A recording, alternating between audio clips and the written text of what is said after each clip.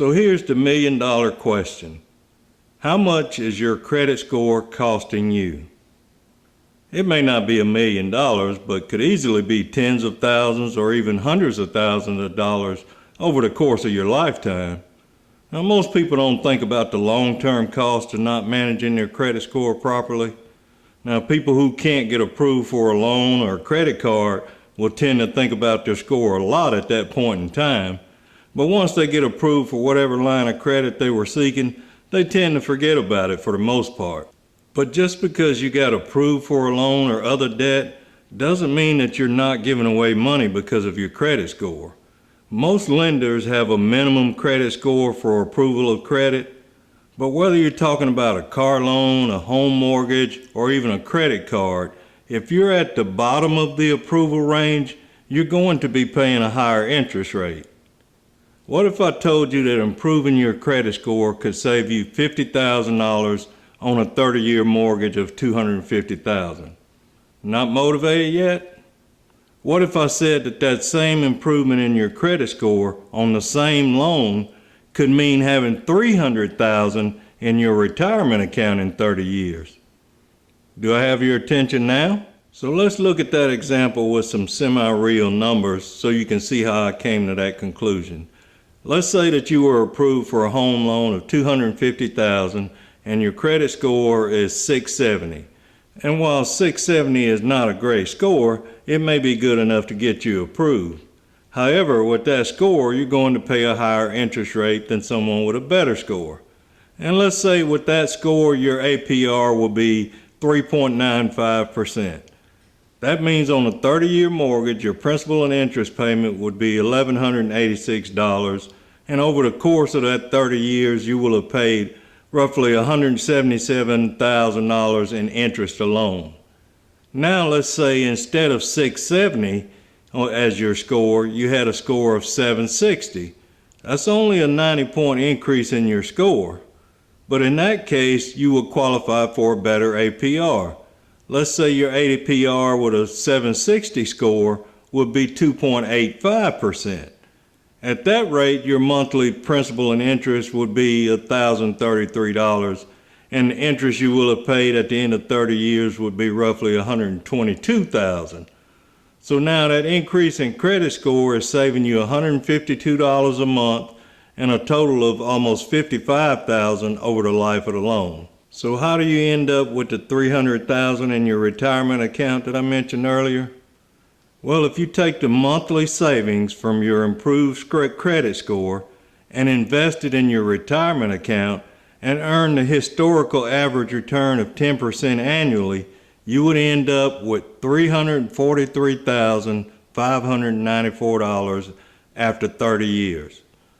How much could your retirement lifestyle be improved by having a $300,000 nest egg?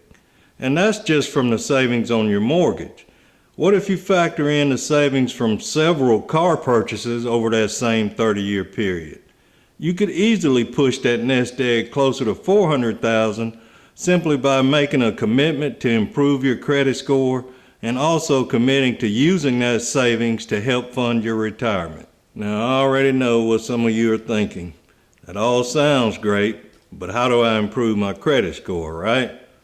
Well, you start by understanding the 5 components of your credit score and knowing which areas are hurting your score. Then you focus on making improvements in those areas that are hurting you.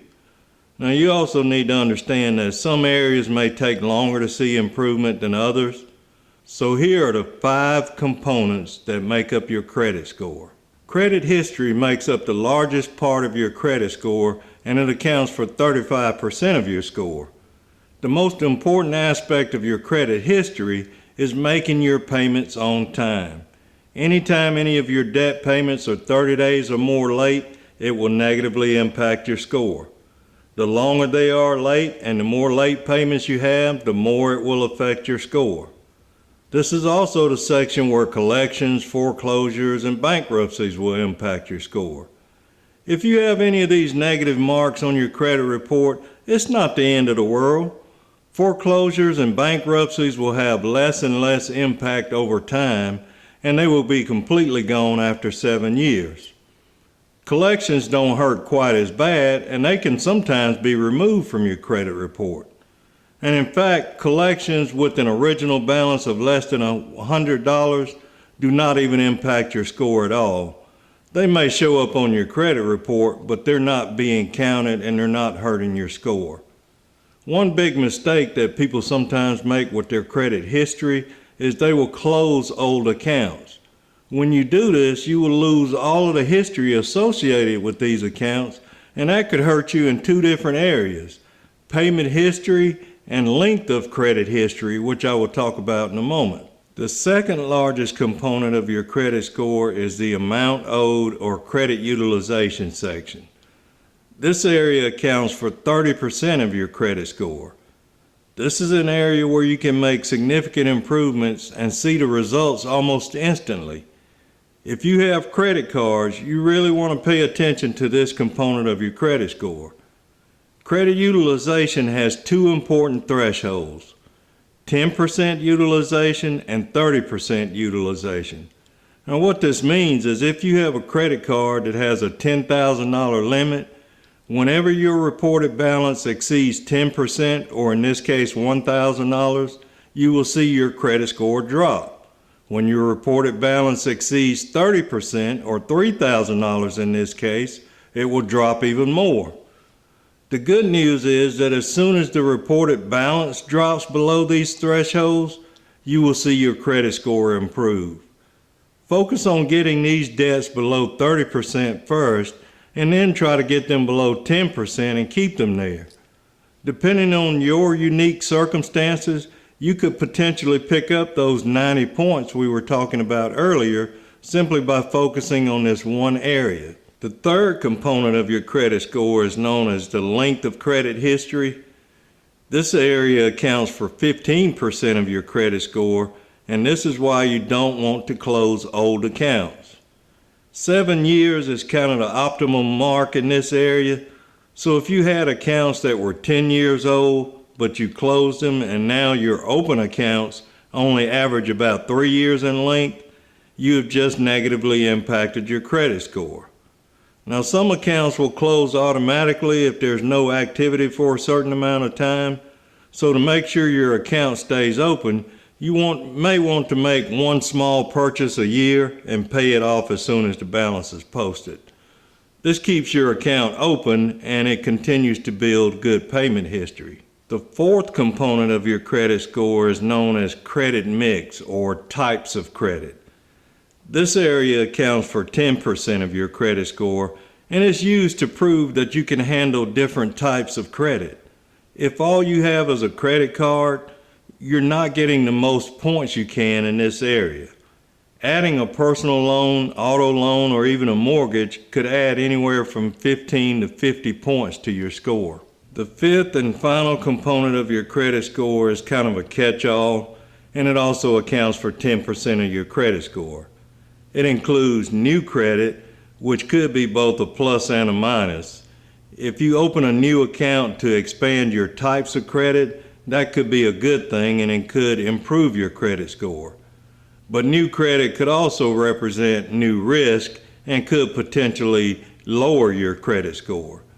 So the important thing here is to not open too many accounts at around the same time. Now, also included in this category is hard inquiries. Every time you apply for credit and someone pulls your credit report, that is considered a hard inquiry, and it will have a slight negative impact on your credit score. Now, hard inquiries can remain on your credit report for up to 2 years, but they shouldn't impact your credit score beyond 1 year. Now that you know how much your credit score can truly cost you, and you now know how to manage your credit score, when are you going to start making positive changes? What will you do with all the money you save by managing your credit score better? How much better can your retirement be if you turn those savings into wealth? It all starts up here. By knowing better and doing better, you can completely change your financial future. And you know what I always say, if you change your behaviors, you can change your life. So until next time, behave well.